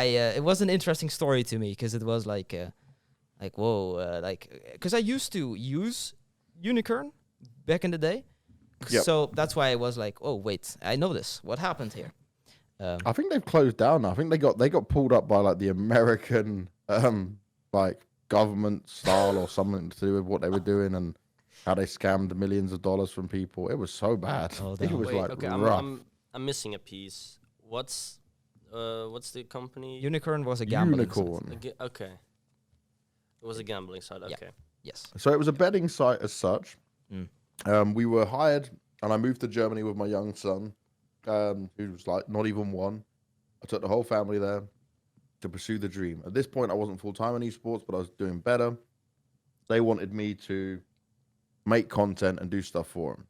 And we put some good shows on. We had some fun. We were commentating a lot of tier 2, tier 3 tournaments. Just didn't have commentators. You know, it was open Go TV IP. And they had a lot of money. They bought a nice studio in Germany, Berlin. I met some amazing, cool people there. Like a guy called Sasha, who now works for G2 doing a lot of their video stuff. And a guy called Chris, who's like the main photographer, studio guy there. And he helped me out so much in Germany. But basically, this company, they made money by raising their own unicorn, yeah, and they sold it, and they had like high investment friends, you know, and the guy who ran the company came from like somewhere big at Microsoft, and it just got all very messy. But on my part, I'm just doing the esports bit, right? I'm doing a show, Yeah. and it just turned out like the guy there was asking me to do things that's just illegal, like not even. I think I had a prediction show or prediction videos that are all taken down now. And I mean, I was predicting pretty much, I'd say 60-70% of these games right. So technically I'm costing them money if people just followed my advice. Yeah. And they wanted me to start throwing. And I'm like, well, I'm not going to do that. It's my integrity. No, that's not going to work. Then he stopped like paying my health insurance. So I couldn't get support for my son. Wow. Okay. All right. Yeah. And it just, it all got so bad. And this guy now, like he claims all of it's just a lie. And he said he was like also being lied to, but it's dodgy. It's super dodgy. And the problem is, I won't name the guy. Everyone can go look for him yourself. This in particular German guy. Anyone else who deals with him has had times. No one's got anything good to say about it. Like it's just come out more and more bad stuff about him. And luckily, like, I've not been perfect. I have definitely been an asshole in the past. I have learned and grown, but like he's someone who hasn't. And that will forever follow him, I guess, you know. So, some people want to be better. Some people make mistakes and understand it. This guy he was terrible. It was awful. Okay. That brings us to the following, because you mentioned in an interview that in the past you used to, I mean, I wouldn't say a persona, but like you said that now you are more yourself than you were before, right? Like how you act on everything. Can you, what is the importance of being yourself, I guess? So I think when I first came into esports, there was already these big names, right? Like Richard, Foreign, Sir Scoots. There was like the good commentators, Henry and stuff were coming up, and like I come from a very different background to me, and there's nothing wrong with what background people come from, but like I knew always I was different. I come from the ghetto, I come from the hood, and I'm very lucky that I escaped the life and stuff I had in the past. But I tried to be like them, so I wasn't myself, and obviously they don't even like that, right? If you're not being yourself, I tried to just suck up to everyone, and that was the big. I think that put me behind my career maybe 2 years than what it was. If I just had the confidence to be myself, because when you come from where I come from, I guess in your mind you think people are gonna look at you a certain way. Like in the UK, we call them chavs. It's when you come from the council houses, and like it's generally seen as quite bad people, scummy people, whatever. But it is just a label, and that doesn't define you. But I was just trying to be like everyone else, and yet actually more people cared. And more fans like me, more fans resonate with me when I start. So I spoke openly about my depression. I spoke openly about my past of when I used to sell drugs. And I can come on to that in a little bit later. That's like, when people say, I used to sell drugs, it wasn't even close to like what an actual drug dealer is. Because this was like when I was 9 till I was 13, you know. But I've seen the wrong side and the bad side of life for sure. I'm very thankful that I don't have to be in it anymore. I've got friends who are sadly still in it now. And it's one of those things where I wish I realized sooner. I wish I was true to myself. I wish I didn't piss off. Like I kind of was mixed between having an ego when I shouldn't have had an ego and talking down to people to try and like protect my position. And it was just a weird. And then I was sucking up to the people I thought they were important, which was never me. And then treating other people who were just like me badly because I didn't want them to have my, like, it was pathetic. It was so weak, so small-minded, but it was in a place of fear and not being comfortable. The best thing I did was just be more me, and some people are going to like it, some people are going to not. But luckily, it seems like most people do like it, and that's become a positive, a good thing. Even now, though, I know some talent, some friends, they've messaged me privately and said, I don't think you should share so much about your past. And like other people have said they wouldn't hire me because of my past, even though I haven't done that stuff since, like I said, since I was 13. It's one of those things where now I'm just me and I've told my story. No one else can tell my story for me. And you can judge it how you want.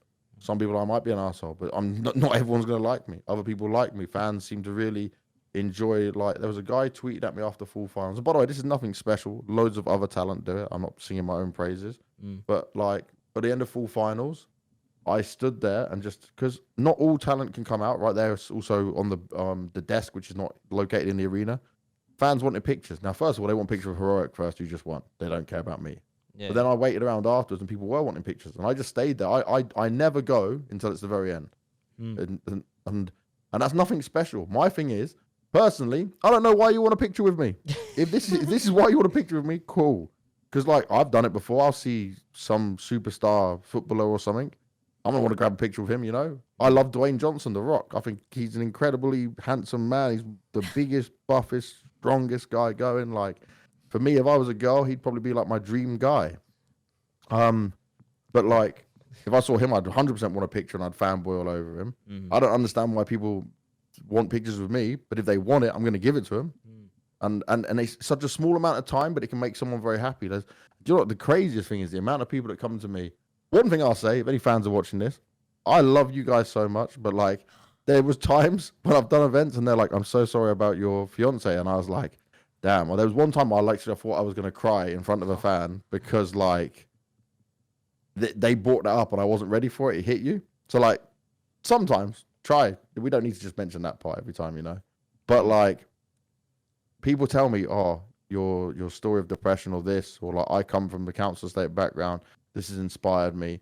And some people are like, oh, dude, there was this one guy, he like, oh, stop posting about your fiance and that she died. You're just doing it for attention and likes. I've posted, if you look at my career, I posted about my depression all the time. I posted about my son. I don't hide anything. That's how I use social media. That's what I like to do. I want to still feel like I am the normal person with everyone else. That's what I see. And it's my choice. If you don't particularly like that, then you don't have to follow me. Or if you don't want to run your own social media like that, that's your choice. But this is my way of dealing and coping with things. No one teaches you. No one shows you how to do something, right? I'm just learning like everyone else. But to say like someone's doing it for likes, that's so pathetic. Like there was one guy who was like, "Oh, yeah, she didn't even die. You're just lying about it." I was like, wow. "Okay, wow. Like this is so unreasonable." But you just ignore those people. They're insignificant anyway, and I think most people see me for who I am. They see me for what it is, and that's it. As long as I'm confident of who I am and I still feel like I'm true to myself, that's all that matters. None of it's fake. Like I could be fake. There's plenty of fake people out there. Yeah. But I've learnt my lessons from that. Yeah, that's what makes it so inspiring, because you like literally come from the bottom, right? The drug dealing world, that's kind of the bottom of. We don't want to be there. That's the bottom of the. I always say it. No one talks about being a drug dealer, right? Other than some rappers, and goes, "This was amazing. I'm a fucking drug dealer." Woo! Like no one. Yeah. I tell you, I know people that were making £10,000 to £15,000 a week. Yeah. They wanted out of that life. Yeah. No one wants to be in that life. You are at constant risk. Yeah. One of my friends was shot dead in front of me. Yeah. I've got a hole in the side of my leg that I can show anyone where I was stabbed when I was 13. You know, like there's muscle waste that will never grow back because of that. Wow. But I am so lucky to be there. And people think like, oh, he's glorifying it, or he's saying it to like, I'm like, what world are you guys living in? No one, like, ask anyone that did some bad shit like that. No one wants to be in that life. There will be a very, very, very small amount of people that go, yeah, I love being a gangster. I love being a drug dealer. But deep down, no, you want the safety. Yeah. Yeah, I guess is it Goodfellas where he starts off and he's like, for as long as I remembered, I've always wanted to be a gangster. That's back in the 60s and 70s. And even that he regrets at the end. He goes in and does, he snitches on everyone, doesn't he? Gets put in by the FBI. So it's like, doesn't matter how much money you make, how much success you have, you can feed off it for a little bit. Like, trust me, I thought I was cool as hell at 9 joining a gang. I was a moron. I was the biggest idiot. So if my telling of this can tell anyone that this is not the way you want to go, then hell yeah. Yeah, I guess it's a bit because of movies or media or something. Yeah. That people think that is the drug dealing world. Like, oh, this cool gangster, money, cars. No, I never. By the way, so to be clear, I never really put my hands on drugs. I was moving stuff to and from different units, because what the gang is usually for when you're that age is police don't touch you, right? Yeah. You're not being stopped at that age. So you're like on a bike, moving it from one bit to another, but you're not really doing anything too crazy. I'm not being sent to stab people or whatever else. But you just get mixed up in this stuff. And that's what no one wants to be in it. No one wants to be doing it. It's all horrible. It's just the worst thing ever. Yeah, that's, yeah. Yeah, it's, I guess, and rap kind of glorifies it sometimes. Some rappers are like, no, this is not a good world, and some kind of glorify it. It also makes you think, like, what rapper was actually in that world and what rapper is just making up stories. So I know some rappers personally I grew up with, right? And these are not like people are making millions of dollars or whatever. Yeah. And most of the ones I know were telling true stories. Some were telling stories of that they'd heard of other people, you know? So it's not even stuff they've been in. Yeah, but most of them would have been around it in some way to be able to do it correctly. I feel like it's very easy to find out someone who has or not been in that life, because you'll quickly find holes in what they're saying. Yeah. Like I listen to some of these drill and trap artists that come out now, and I can tell you in the first 2 minutes of their lines that you did nothing. Like you're getting information wrong. You're just making up words. Like it's very specific. But there is a lot of people that did it. It's just depending on what level they're in. Like Nas is a perfect example of this. He is now 30 years of being one of the best. For me, he's the greatest rapper of all time. And yet he's been famous and successful for like 10, 15 years, you know? And so he's not been in that stuff. So he's telling other stories he still hears from friends who were back in it. Or even more recently, he's changed some of his stuff to like he's got kids now. So he does a song, Nas Daughters, and it talks about how like the foulest guys, you know, who were like back in the day when they were not treating women so good, you know, you were maybe sleeping around or something. Or God made him have a daughter because now you're going to be punished with the same thing, right? You're going to have to witness that your daughter go through this. And then also he had and this is why I love him, and this is why I relate to what he does. He puts it into music, where I've just got Twitter and Instagram, you know, and I can't talk about my stuff on broadcast, so I put it out how I put it out. But he has one song with Khalees. She's a famous. You remember she sung that "My milkshake brings all the boys to the yard." That song. Yeah. Amazing song. Yeah, see, banging song. So he had a relationship with her, and then he said when like they broke up, he got took to the cleaners. Like everything, like 50% of everything he had was just gone. Like she ruined him. But he talked about those struggles in life, and I love that. That's probably why I'm so open with a lot of my stuff, because he's moved on away from like being on the streets. When I was in New York, I went to I had ESL 1 New York 2018, quite a big event for me at that time. I went all the way. We were in Brooklyn. I went all the way to the projects where he's from. I went to go see. People also told me I was crazy. They were like, "You're white, and you are going to one of the most dangerous hoods in New York." And I was like, "No, I want to go to see where Nas was born." Like for me, that was cool. I got there, and I remember getting. So it's Queensbridge. I remember getting to the bridge part, and I saw some dudes, and I even like I've seen some stuff, and I looked at these guys, and I just said to them like, "Yo, like, is it cool for me to come here?" And they're like, "Yeah, just be careful." And I was like, "Damn, even these dudes just telling me to be careful from the beginning." Like, wow, yeah. Nothing happened, by the way. It was all completely fine. But it's just, you can see it is I would say I was from a ghetto in a council estates, right? It is nothing compared to what I saw there. Oh my God. Like, I've watched a lot of these ROCM gang documentaries and seen like Brazilian favelas, not in the face. I've just watched it on the shows, to be clear. But I mean, This was very different to what I expected. It was definitely a scary place. Didn't hear any gunshots or anything, but it was just an experience for sure. But I felt good. I had a little picture next to the sign. I was like, "Woo, Queensbridge!" And then I left. That's what came from here. Yeah. Yeah, I wanted to go visit it. There was not. By the way, I was very disappointed. I don't know what was in my head. I was probably I was 28 then. So I'm okay. I'm still dumb now, but like, wait, 2018 was I 28? I'm 32 now. It's 22. Yeah, okay, I was 28 then. In my head, as like someone who's not too intelligent, I thought maybe there'd be like a Nas gift store or something. There is no Nas gift store. I was trying to talk to some random people. They would just point me in the right direction. I went on my own. Like, imagine if I never made it back. Like, I just died there. Wow. That would have been the news story. James Banks, British esports commentator, tries to go. Like, everyone just be going, "This guy's just dumb. Like, why would he go to the hood? Like, what did he think was going to happen?" You made it out. I wasn't really thinking. It worked out. I wasn't really thinking at all. I was just, I knew I wanted to go see where Nas was from. That was it.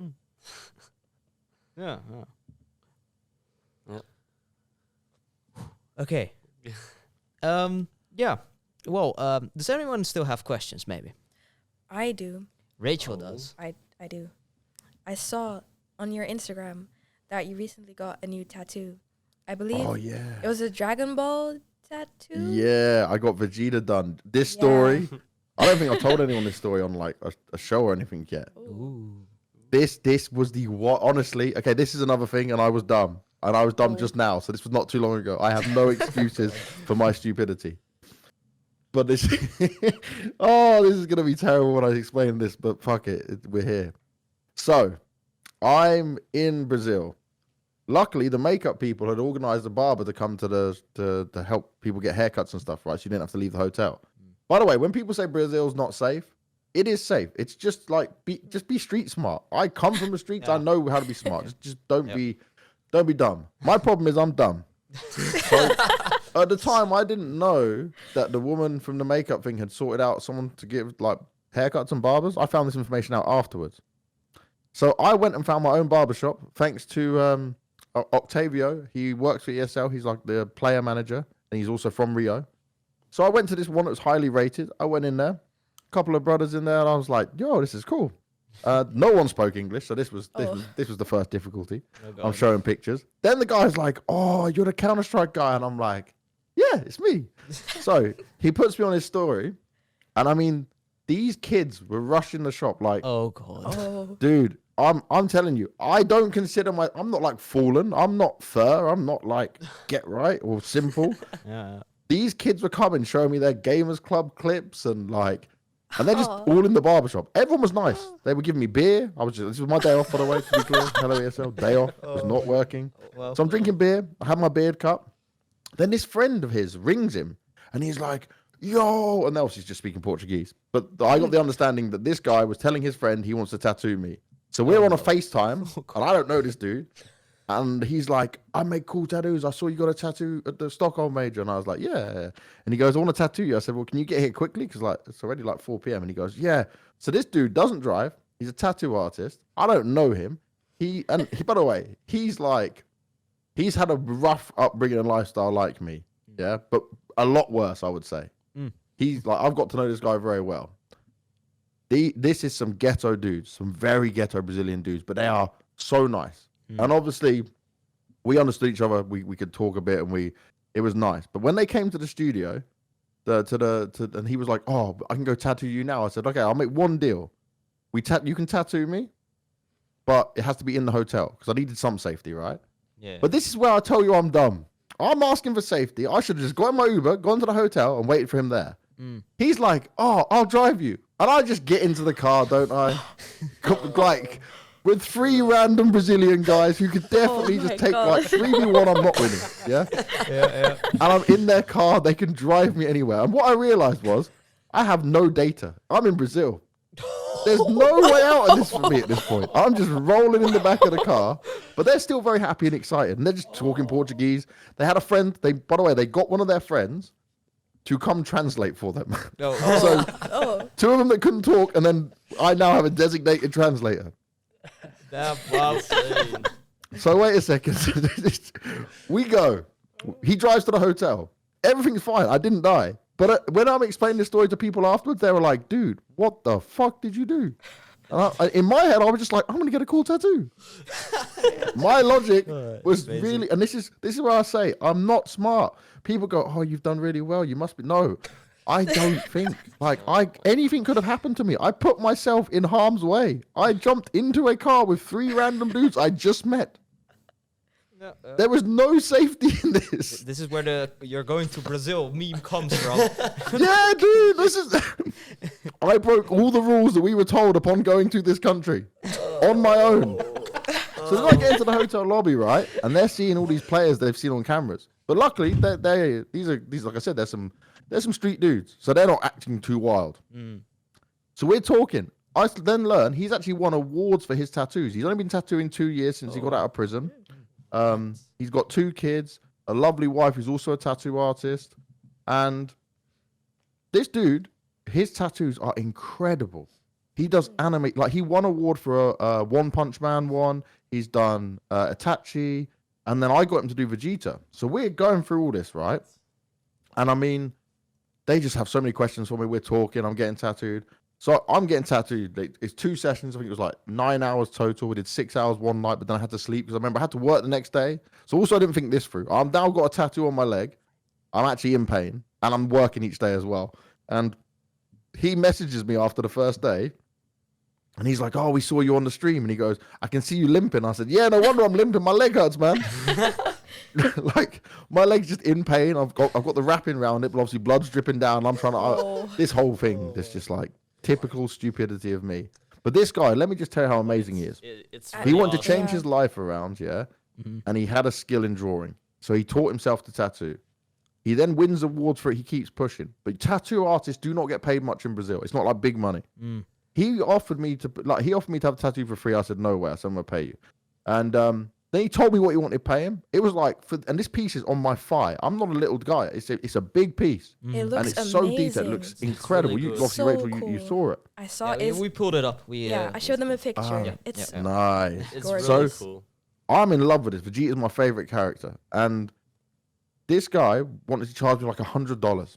So anyway, I ignore him. I go get, and I'm not going to tell you the amount of money, but I paid him what you would pay in Europe, yeah?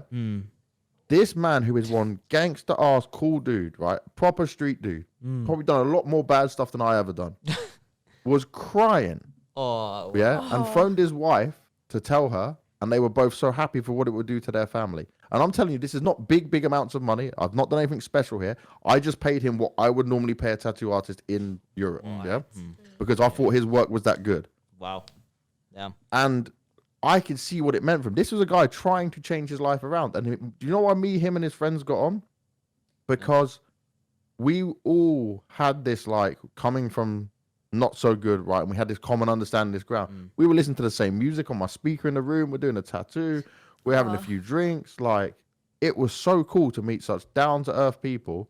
And okay, I should have maybe done certain things a bit smarter, but the experience was great. And guess what? If I get hired for the next Brazil one, he's going to do my other leg, and I'm going to get a Tachi from Naruto on there. And blue with Vegeta on the left, and I'm going to have a Tachi in red on my right. Yeah. And by the way, he keeps telling me, he's like, but you're not going to pay. I'm like, bro, shut the fuck up. I'm paying. Like, what is this? But the dude's cool as hell. And I told him, I said, like, you can speak Portuguese, go to Portugal. You're like a sick tattoo artist. You could make serious money. And guess what? Blair got a tattoo from the same guy. So this guy's tattoo equipment stayed in my room for like 2 days, and people just getting tattooed in my room. I also bought Gary. I messaged Gary from Furia, and I said, bro, I never ask anything of players. So for example, like I told you, with my relationship with players, I could ask players to come play CS with me or be on my stream, and it'd probably help my numbers. I never do it. I don't use my relationship with players to benefit me. I don't use it for stuff that get on interviews. I ask them questions privately. Can I talk about this? Can I, you know? But I never use it to give me an unfair advantage or to take the piss with a team and you know, do something that's going to benefit only me. But I messaged Gary and I said, look, Gary, I know you're practicing and I know it's hard for you because obviously you can't work the major. I said, any chance you guys could just stop by my room?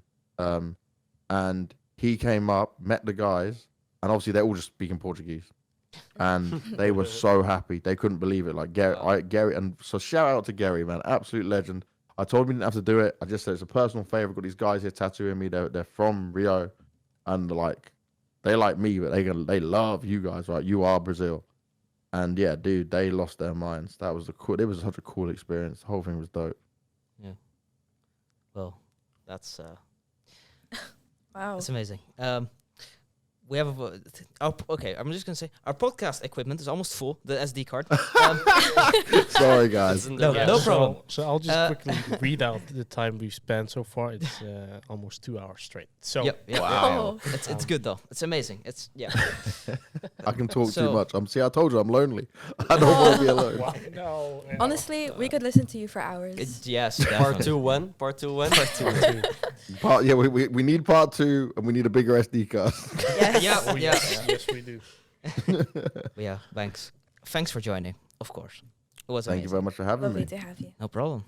I hope everyone had fun. Yeah, Definitely. Really? Yeah. Did you have fun, Banks? Oh yes, definitely. It was good fun. You guys got some good takes on Tekken. Slightly okay takes on maps. Slightly okay. All right. But, well, you know, like you didn't agree with me on the train thing. You don't need to agree with me on the train thing. But you're also at least not a Vertigo lover. So that's, we'll put you in the 50-60%. No. All right. Well, I'll see everyone in the next episode again. Yes. Yeah. Bye-bye. Thank you for listening to the ROCM podcast. You can follow us on our socials, Instagram, TikTok, YouTube, LinkedIn, and Twitter with the handle @ROCM_esports.